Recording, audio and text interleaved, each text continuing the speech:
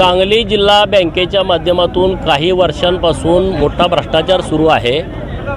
सहकार कायद्याचं उल्लंघन करून वेगवेगळ्या पद्धतीने चुकीची कर्ज वेगवेगळ्या सहकारी संस्थांना देणं, ती बुडवणं आणि परत त्या संस्था बँकेनं गरज नसताना विकत घेणं आणि परत कोणताही करार न करता त्याच लोकांना वेगळ्या प्रायव्हेट लिमिटेड कंपन्यांवरती त्या संस्था चालवण्यास देणं, असा शेकडो कोटी रुपयाचा भ्रष्टाचार हा बँकेच्या माध्यमातून सुरू आहे आणि तो 88च्या चौकशी अंतर्गत निष्पन्न झालेला आहे। आणि म्हणून आज आमची मागणी आहे सरकारकडे की तात्काळ हे संचालक मंडळ बरखास्त करावं, मागचं संचालक मंडळ आणि हे संचालक मंडळ यांच्यावरती गुन्हे दाखल करावेत, त्यांच्यावरती जबाबदारी निश्चित करून त्यांच्याकडून त्या सगळ्या कर्जांची वसुली व्हावी, कारण तो सभासदांचा पैसा आहे, शेतकऱ्यांचा पैसा आहे आणि त्यांना तुरुंगात टाकावं आणि एक चांगला प्रशासक अधिकारी हा जिल्हा बँकेवरती नेमणूक करावा, अशी आमच्या आजच्या मोर्चाची मागणी आहे। हे बघा, कवठेमंकाळच्या कारखान्याचा विषय तुम्ही समजून घ्या। त्या कारखान्यानं साखरेवरती कर्ज उचललं होतं आणि ती साखर बँकेच्या ताब्यात होती।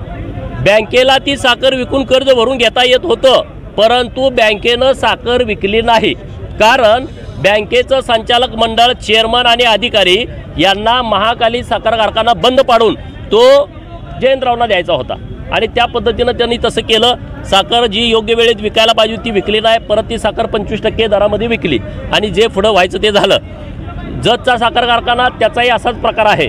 जतच्या साखर कारखान्याच्या बाबतीमध्ये आता लोकांनी कागदपत्र सगळी काढलेली आहेत, त्याच्या बाबतीमध्ये सुद्धा हायकोर्टामध्ये जायची तिथल्या सगळ्या शेतकरी सभासदांची तयारी आहे।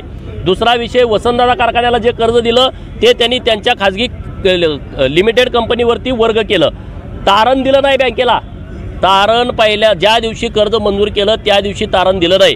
तुम्ही 25, 40, 50 कोटीची कर्ज विना तारण कशी काय देताय? आमच्या शेतकऱ्याला 1 लाख रुपये मागायचं म्हटलं तर 2 महिने तुमच्या ढेलपाट घालायला लागताय। 3 वेळा तुमचा इन्स्पेक्टर आमच्या शेतामध्ये येतोय, तिथं ऊस आहे का, कापूस आहे का, डाळिंब आहे का, द्राक्ष आहे का, आणि मग तुम्ही कर्ज देताय। आणि इकडं तुम्ही 50 कोटीची कर्ज विना तारण देताय, तर मग तुमच्यावरती गुन्हे दाखल झाले पाहिजेत ना, तुमच्याकडून ती वसुली झाली पाहिजे।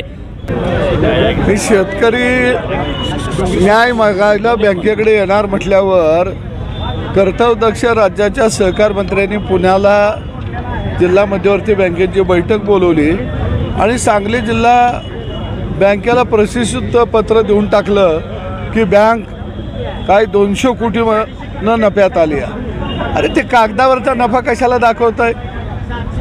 खरं जर बघितलं तर घोटाळ्याच्या मालिका मागून मालिका ह्या बँकेमध्ये चाललेल्या आहे। अनेक संचालक मंडळांनी घोटाळे केलेले आहेत आणि तुम्ही चोरांना प्रसिद्ध पत्र देताय। याचा अर्थ सरळ आहे की या बँकेचा मलिदा वरपर्यंत पोहोचलाय का? आणि म्हणून खऱ्या अर्थानं शेतकरी उपाशी आहे आणि या ठिकाणी संचालक मंडळ तुपाशी आहे। आणि म्हणून आम्ही मागणी केली आहे की आता राज्यातल्या कर्जदार शेतकऱ्याला मताचा अधिकार मिळाला पाहिजे, त्याशिवाय बँकेची लूटमार थांबणार नाही।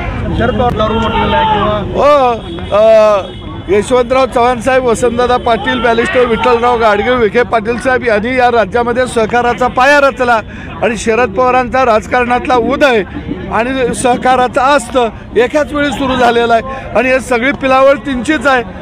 कुरणात बैलं वळू सोडावी तशी शेतकऱ्यांच्या कुरणामध्ये ही वळू बैलं पवार साहेबांनी चरायला गेली 50 वर्ष सोडलेली आहेत।